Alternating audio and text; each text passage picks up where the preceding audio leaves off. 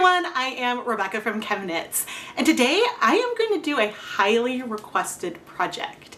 I am going to dye some twisted skeins of yarn, which results in a really cool resist pattern that is surprisingly fairly reproducible.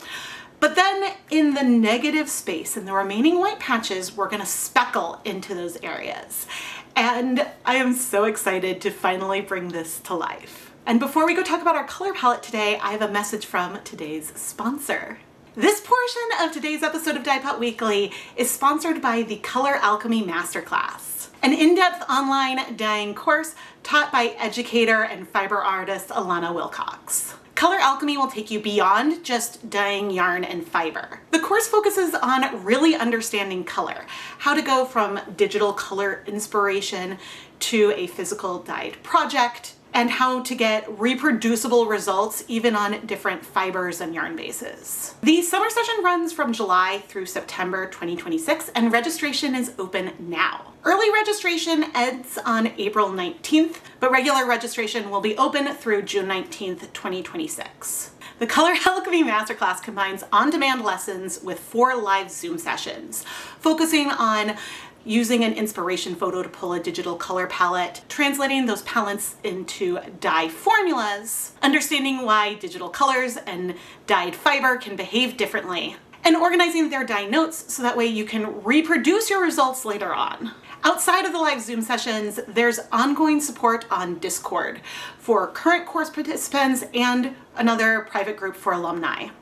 And here participants can ask questions, share results, and get direct feedback from both Alana herself and the rest of the Color Alchemy community. I haven't taken the Color Alchemy Masterclass myself, but I have collaborated with Alana a number of times. I've used some of her digital dye recipes with great results, and I've also reviewed her creating a digital dye notebook on-demand course. And I find Alana's teaching style to be really clear, informative, and approachable. You can learn more about the Color Alchemy Masterclass on Alana's website, alanawilcox.com. I'll have a link down in the video description. Spots are limited and early registration for the summer session ends on April 19th. But registration will remain open through June 19th as long as there are spots available. Color Alchemy Masterclass, thank you so much for sponsoring this portion of today's video. For our colors today, we are going to use a combination that I set aside a couple months ago. Our palette today is Dharma Acid Dyes Teal Green, Intense Iris, and Persimmon. And my thought is to use this blurple color for that main color, and then we'll take either just the teal and the persimmon, but I think we will also bring in some of that Intense Iris into the speckles as well, just to bring more balance and fun to the overall skein. But I'm excited to do something that is so high contrast for our base layer. And so let's go get started. I put on my deluxe rubber respirator mask, safety glasses, and gloves to measure out our dye for today. The Intense Iris at least, because I want to dissolve this dye. I weighed out 1 gram of the Intense Iris dye and then dissolved it in hot tap water. Now my plan is to dye 300 grams of yarn for our colorway today. And the 1 gram of Intense Iris could be a little too much dye, but also I don't think it would be not enough. But when we add our yarn into the pot, if I get a level of color I like, we can always remove the yarn before letting everything absorb completely. But now that our dye is ready, let's go look at our yarn. The yarn we are dyeing today is KnitPicks Stroll fingering weight yarn. This yarn is 75% superwash merino wool, 25% nylon. And I'm taking our dry yarn and twisting it so that way we can dye it. Now, I like this technique. I like doing this and layering on a lot of colors. I find that to be really fun to twist and retwist the yarn. But today we're just going to do one twist and let that be our background color that we speckle on. Now, when we do eventually do our speckles, some of the speckle colors may end up on top of some of our areas that have pigment on them already, which is totally fine. We're gonna kind of see what the colors want to do as we add color on top. Okay, but now that our yarn is ready to go, we can go start setting up our dye bath. In my dye bath, I just started heating it up. I have 24 cups of water, and I'm gonna bring over our dissolved gram of Intense Iris dye. Now, since I just started heating things up, I can kind of stick this plastic cup in the water to rinse it out. If the water was hotter, I would melt the plastic cup, so I wouldn't do that. But we're gonna give this a really good stir. And I don't need to bring it all the way to a boil, but I am gonna heat it up a bit, so that way it's at least warm before we add our yarn. And now to this, I'm gonna add 6 tablespoons of white vinegar.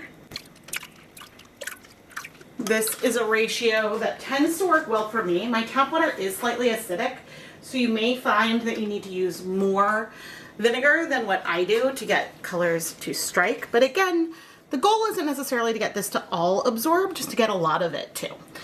So I'll check in, gosh, maybe in 10 minutes it'll be warmer. It takes a while to heat up. So the dye bath is not hot yet, but we do have movement on the surface, which means that it's getting warm. I never bother taking the temperature of my dye baths. I think if you want consistent results, that is another variable maybe we should pay attention to, but instead, I'm gonna bring over our dry twisted skeins and add them in. Now I am going to help this yarn go in. Now you can see like there's dry patches that are sort of sticking up. This is a yarn that is ultimately very absorbent, and it is going to pull some of that color further in, but also it's going to act a little bit like a sponge or a filter. And so as it's sucking in that liquid, a lot of the dyes are going to strike more to the outside than the inside of the skein, and so we should still have whites left behind. But you can see little bubbles as the yarn soaks up liquid. Now we can't see anything, so we're gonna have to wait.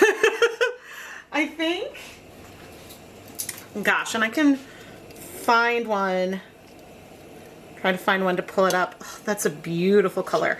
I do want it to be more intense than that. If I was happy with just that level, I could leave it now, but there's so much dye in the dye bath still. Let's go ahead and set a timer for 15 minutes, and then I will check back in. Okay, after about 20 minutes, ooh, this color is nice, ooh, ooh, ooh, and you can see a little bit of white. 20 minutes, or was it 15? Whatever I said before is what it actually was. This is nice. I think I want to remove the yarn now. It would not be a problem for the color to get even deeper, but I like where it is, and so we may as well lean in here. And you can see there as I move, you can see some of those lighter areas peeking out. Because the reason why I'm choosing to remove it now is I like that we still see a lot of the blurple color, and it isn't too like navy almost. Not that this color is very navy. Iris is a really good name for it, for that blue purple, but I'm very excited, and I'm gonna set the yarn aside to cool completely. Well, not cool completely, but to cool so it's not as steamy, because I don't want to burn myself a little bit while untwisting it, and I still haven't added zip ties on it, so I still need to do that. But as for the rest of our dye in here, we actually still have a lot of color remaining, more than I expected. I'm bringing over another skein of Stroll that had pre-soaked, and I'm using it as a yarn mop to soak up the rest of this color. And yeah, as you can see, we have a reasonable amount of color left, and in fact I might end up letting this one remain a tonal. We'll see how saturated it is, because I will have dye powder on my hand later, which I absolutely could wipe onto this, but seeing how dark it is will give me, I guess, a better feel of what I want to do. What I am going to do is add another 4 tablespoons, I think. I lost count. That was either 3 or 4. Tablespoons of white vinegar, and I will go ahead and let this heat for around 30 minutes probably. And I think that these tongs just finally broke because they don't, yeah, darn, we're so steamy. Now regrettably my iconic blue tongs broke, so I'm having to use a new pair that I had set aside with like backup dye equipment, and they're not quite as long as the other ones, so I need to go shopping for more tongs. But anyway, this color is just so pretty. I could absolutely do yarn mop stuff on top, but I think I'll probably use a bare skein of yarn just because I like this and I want to leave it as a tonal. But anyway, once everything else cools, we can untwist those skeins and get ready for some speckling. I did go ahead and squeeze out some of the water from here just to make it a little easier to deal with. Now, I did not have a zip tie on it yet, and I 100% want to do that now. But also to give you a view of our yarn, and you can see that we have large sections that have no color, and then there are sections that are fairly random that have a more intense color on it. Now, to keep things from getting tangled, when I am untwisting this, I am looking for that loop. And then I'm also checking just visually some of these ties because I just want to make sure that the yarn can get the zip tie on it, and not end up getting tangled. Now, if I had not held on, and I did this on purpose, to like the skein, it will still separate pretty easily. I'll look for one of the ties that is on here. But if you're nervous, you can absolutely add zip ties onto the yarn before you twist it. But now, we are just about ready to start speckling, but there's one more thing I want to prepare, and that is a yarn mop, because when I'm speckling with the dry dye powder, there will be dye that's on my gloves, and I'm going to want to wipe it off onto some yarn. So this is just another skein of Stroll that is pre-soaking in some water that now has acid in it.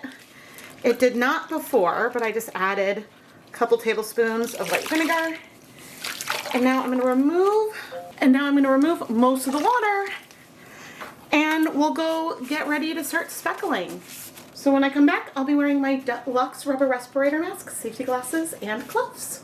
I have attempted to spread out and expose some of the biggest areas of white that we have before bringing over our speckles. Now with dry fingertips, take a pinch of the persimmon dye and speckle the dye powder on, not like all over,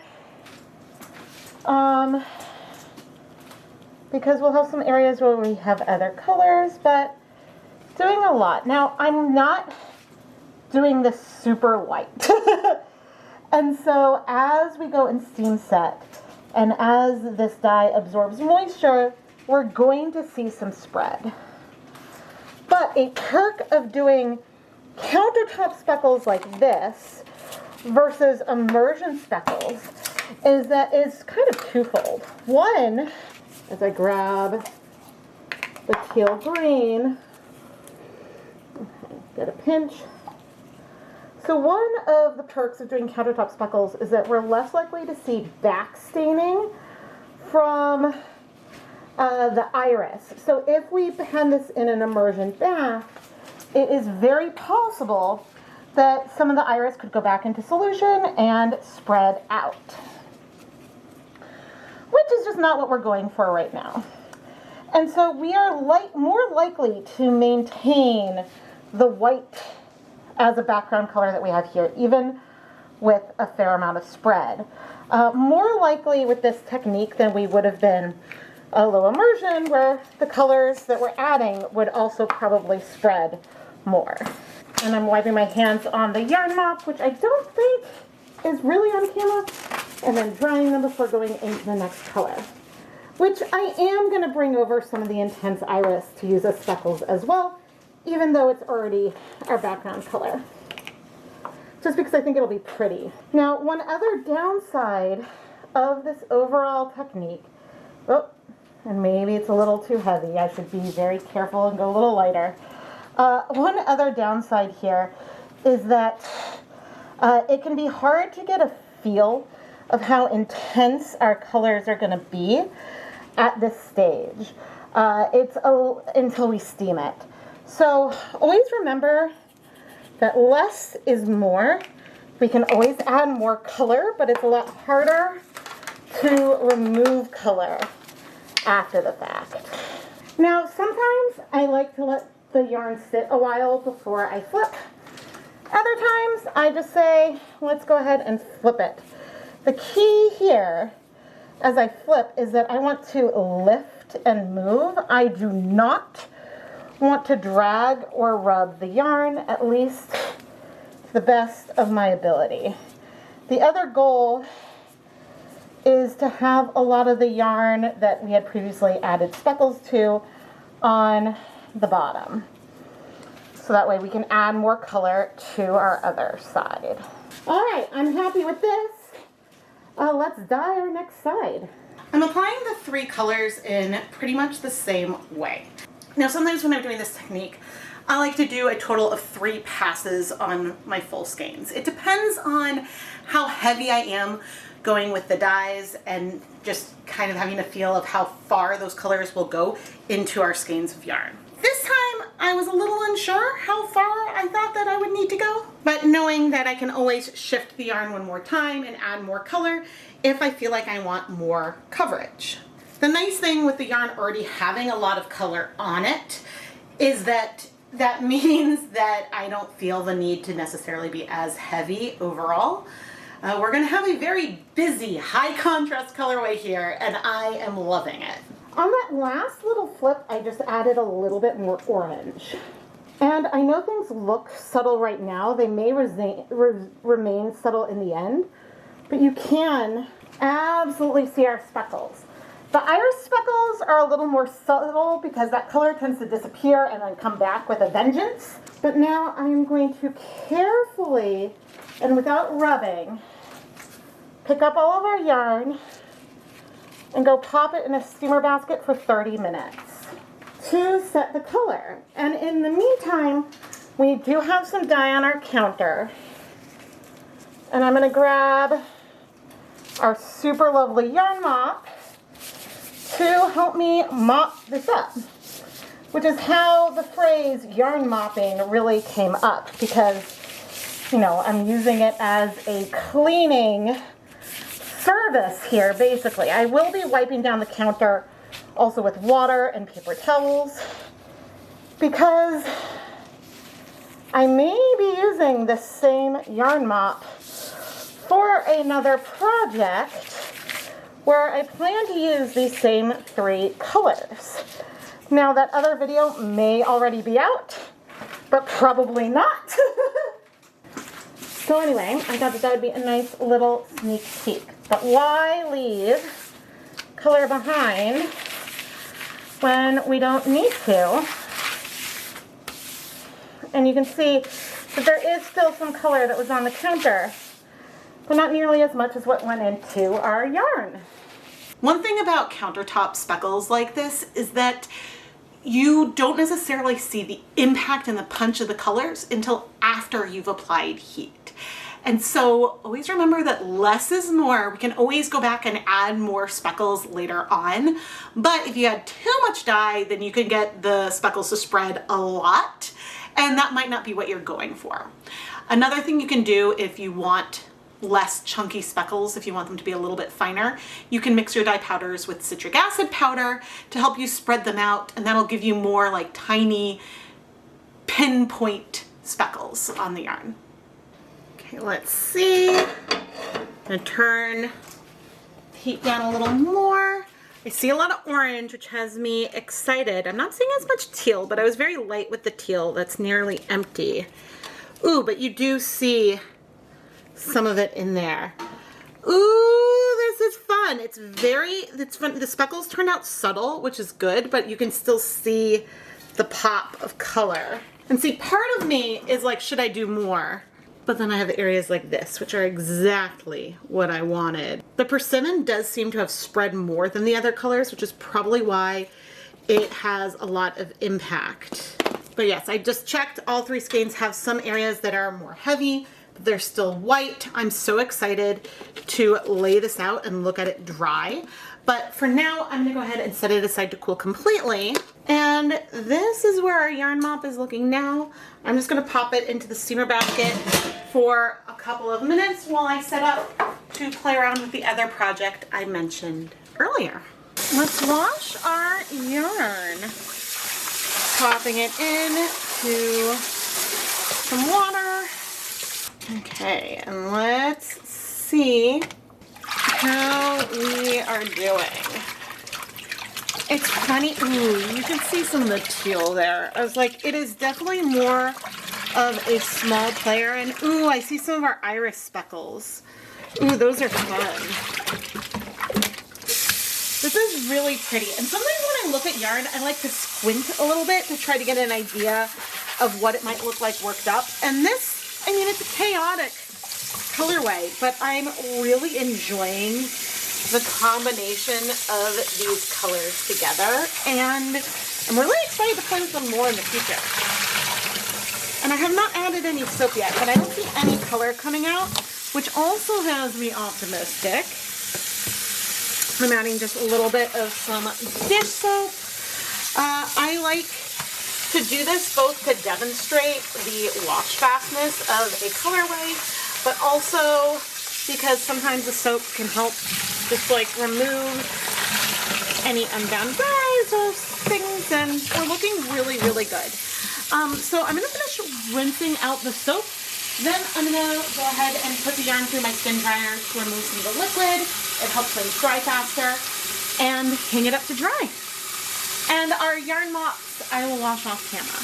Here is our finished yarn, and when you pull back, the teal is making the smallest impact, but I honestly don't mind. I'm really enjoying this iris with the pops of orange. But when we zoom in, we can feel more of the impact of the teal, and also the impact of some of those iris speckles. There are a few areas where the speckles landed on top of the iris color, but mostly you feel it on the areas that have the white backdrop. One thing I do find fun is that even though we did make our colorway a little bit busier, it also reduced the contrast with the larger sections of white and the larger sections of the more saturated iris color.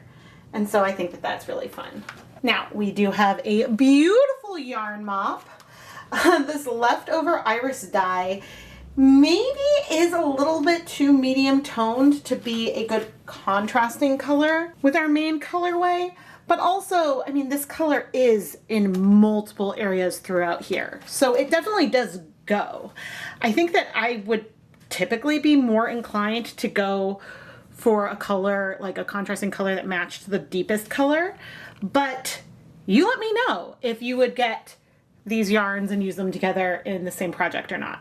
While I go and twist up the yarn, I want to give another huge thank you to the Color Alchemy Masterclass for sponsoring a portion of today's video. You can learn more about the summer session by visiting alanawilcox.com, and early registration with a discount ends on April 19th, 2026. Coming back to the twisted up yarn, I am actually really liking this as a contrasting color a lot more. I don't know if I would do something striped. Maybe it's not enough contrast, but again, you can let me know what you think in the comments. I am Rebecca from ChemKnits, and I do take your suggestions and requests seriously. I have a list of requested yarn dyeing projects, a folder of screenshots of comments that I've taken, and I pull from it for inspiration all the time. Now, it might take a while for me to do something, but I do really appreciate the support and inspiration that you provide. And one of the biggest ways you can help support the content here is by subscribing and engaging with the videos, giving them a thumbs up, leaving a comment down below. That is a phenomenal way that you can support everything here, because it tells the almighty algorithm that you like the content, and then YouTube is more likely to recommend the channel to more people. Thank Thank you so much for watching.